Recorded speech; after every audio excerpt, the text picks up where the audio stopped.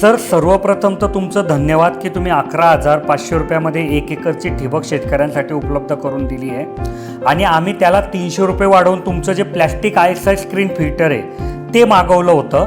तर त्याबद्दलचा हा प्रश्न आहे की तिच्यावर PN6, PN8 किंवा PN10 अशी मार्किंग होती.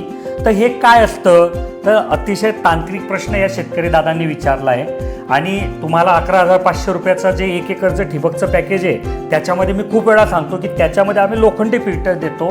ते चांगल्या क्वालिटीचं आहे, पण तरीसुद्धा जे प्लॅस्टिक ISI स्क्रीन फिल्टर आहे ज्याची MRP 4,000च्या आसपास असते ते आम्ही फक्त 11,800 रुपयामध्ये या पॅकेजमध्ये देऊन टाकतो तुम्हाला.